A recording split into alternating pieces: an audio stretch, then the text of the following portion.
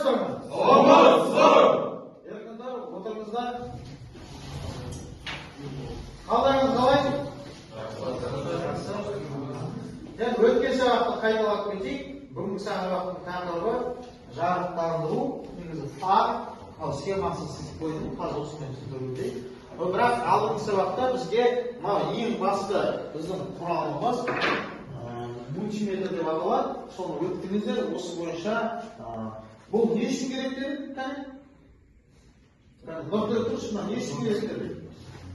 Мультиметр сымдарда немесе басқа да құралдарда тоқтың тығыздығын немесе қанша вольт беріп тұрған, қанша ампер беріп тұрғанын есептеуге болады. Және разломка үзіліп-үзілмегенін тексеруге болады. Дұрыс.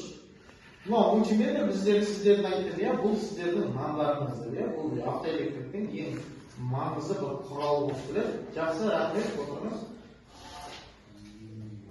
Енді осымен қалай жұмыс жасадық? Алпамыз бізге көрсетші, аккумулятордың вольтын. Қалай тексеруге болады? Бір ғана.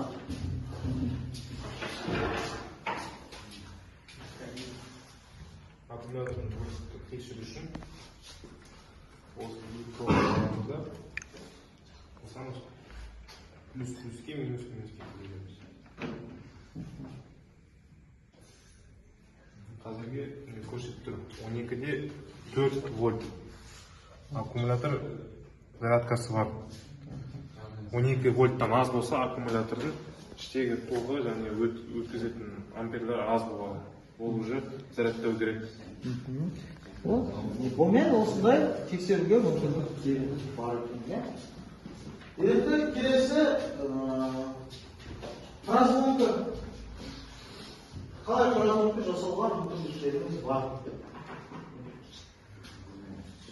Расул, разломкамен қалай жұмыс жасаймыз?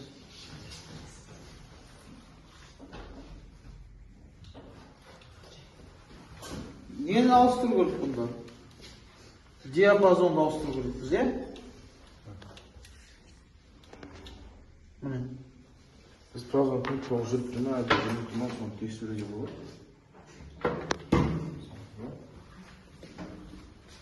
Бір сымның екі жағынан міне мұн жақтан келіп көрсеш ал. Маған көрсеш. Осыдан болады.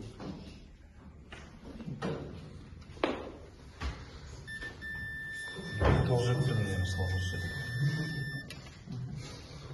Тоғы жүріп тұрса дауысын. Мына сымның қараймыз. Мынау сымның ішінде бір жер үзіліп қалса, дауыс шықпайды. Мына тексеруге. Мына сымның ұзындығы көрсе тексеруге. Мына тексеруге мүмкіндіктеріміз бар, мультиметр. Все жақсы. Мынау мультиметр деп аталады. Диапазонды мультиметр деп аталады. Мұнда өзгертіліп, әрбір диапазонға ауысуға мүмкіндіктеріміз бар. Қайсы ампер-метрге қойып, бүкіл өшіп көруге мүмкіндіктеріміз бар. Все, рахмет. Түсінгендеріңіз бәрілеріңізге уақыт шектеулі, сабақ сұраймыз. Енді бүгінгі таңда өтетін сабақтың тақырыбы жарықтандыру, фар. Фар дегеніміз бұл ең маңызды автокөліктегі маңызды бір бөліктердің бірі. Бұл ең бірінші жүру қауіпсіздігі, жол жүру қауіпсіздігіне әкеліп келеді. Мынау біздің студенттер істеген стендте ең бірінші фар. Қосылу, жарықтандыру болып келеді. Енді бұның қосынды қандай предохранитель міндетті түрде фарларға барған предохранительдер керек. Релелер арқылы сол себептен осыны толық түрде сызба түрін түсіндіріп өтейік. Мынау фар бізде дальний, ближний болып келеді.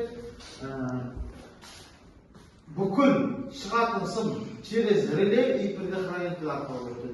И қазіргі таңда, қазіргі машиналардың көбісінде бізде через EBU арқылы өтеді. Бұл EBU дегеніміз электроблок управление. Сол арқылы гитара дальний, ближнийді қосуға мүмкіндіктері бар. Мысалы, міне келсек, міне дальний, ближний, міне Дәл білесіз қосылған мүмкіндіктері бар. Осы гитара арқылы қосылған алады. Енді екеуі мысалы Даниді қосқан бетте қазіргі таңда экономия ретінде жүреді. Бұл жаңағы тоқ чем көп шыққан сайын бізде генераторға күш көп түседі. Сол себептен бізде ближнийді мен дальнийді ауыстырған уақытта біреу сөндіруге мүмкіндік болу үшін мен сіздерге осы схема дайындап қойдым. Мынау біреу дальний, біреу ближний свет. Бізге жарық дұрыс толық жану үшін 13 вольт болу керек. 13 вольт. 13 вольтта екі сондай берілу керек.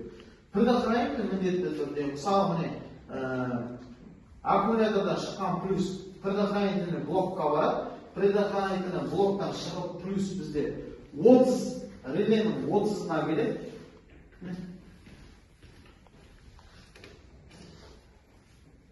Міне 30-ға келеді.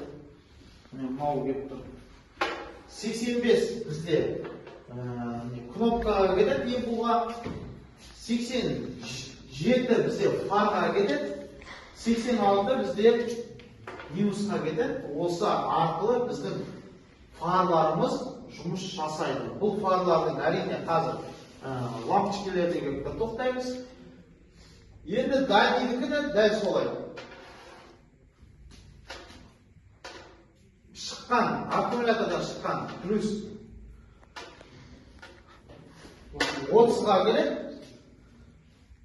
Через кнопка 85-ке и 86 минуске 87 бізде плюсқа кетеді. Мына жерде мен бір релені қостым, когда бізде ақау, мысалы дұрыс жанбай қалса, бізге лампочкалер дұрыс келмей қалса, осы жерге бір реле қойдым. Осы реле арқылы тек қана, если фарда коншина болмаса ғана, сіздер осы қосылымды қоса аласыздар.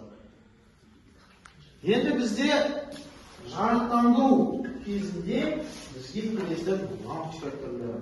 Мынау сіздер көріп тұрған LED лампочкасы. Бұл LED лампочкасы вентилятор арқылы жұмыс жасайды. Бұл қазіргі заманда ең күшті лампочкалердің бірі. Но бірақ бұл жарығы қатты әсері өте көп. Сол себептен запрещено. Но бірақ машинаға салу болады. Қандай лампочка бар? Галогеновый лампочка дейді. Бұл стандарт машиналардың бәрінде осы галогеновый лампочкалар тұрады. Разъемдары мынандай. Бұл осы көп машиналарда тұрады. Позже LED лампочкасы и бізде ксенон лампочка бар. Осы ең көп кездесетін лампочкалардың бірі. Мынандай лампочка? Бұл контактный ма? Бұл не болмаса одна контактный лампочка болып саналады. Бұлар көбінесе біздің қай жерлерде тұрады? Power электродта. Мынау қандай лампочка? LED лампочкасы деп аталады. Бұл да тоже біздің power электродтамызда. Диодный лампочка дейді, негізі оларда біз нелерде тұрады. Бүгінгі сабақта біз жарықтандыру нелерін өттік. Енді фара деп аталады. Міне мысалы мына жерде фара жанды, бұл ближний, міне дальний болып жанады. Біз оны 4 контакты реле арқылы қосып, кәдімгідей предохранительмен заңды түрде көліктің жанып кетпеуі немесе фарлар бір нәрсе жанып кетпеу үшін предохранительмен осылай заңды түрде қойып істедік. Және машиналарда біз габариттер, пауэр дейдер, аварийдер, гитара арқылы пауэр дейді, оң жақ, сол жақ. Бұның бәрі барлық панельге көріп тұрады, барлық освещение барлығы. Бұл стендтің артында үлкен жұмыс жатыр, осындай.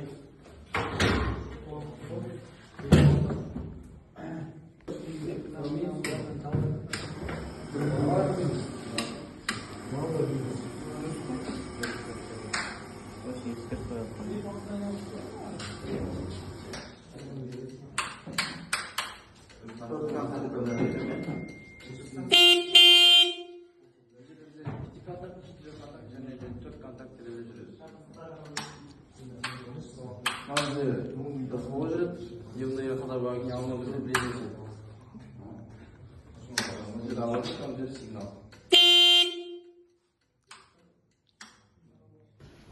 Ал жігіттер, бүгінгі түсіндіңіздер, мынау дінный ходовой, яғни Расул, Әбілсей, Байболат, Бекаш, төртеуі жасаған дінный ДХО дейміз, оны түсіріп. Жаңа арчақтары бәрі қосып бітті. Мына аварийкіні, жаңағы поворотникті сигнализацияны қосындыларын кеп, шамдарын кеп түсіндірді.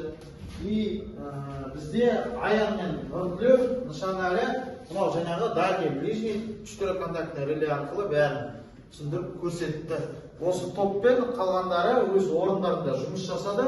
Енді сіздер осы сабақтан қандай әсер алдыңыздар, қандай үйрендіңіздер, не үйрендіңіздер, сіздерге сабақтарыңыз ұнаса, бәрілеріңіз әр топтың өзінің топтары бар, соған кәне 1-2 соткаларында алып, смайлик жіберіп қойыңыздар, қандай смайлик сіздерге сабақ қалай ұнады, күшті ма, жақсы ма, сол бойынша. Үй жұмысы жазып алыңыздар, коншина арқылы және светтің қалай қосылуы, қандай сымдары, ақаулары бойынша тексеріп көресіздер. Ақаулары әрине бізде через мультиметр арқылы тексеру мүмкіндіктеріміз бар.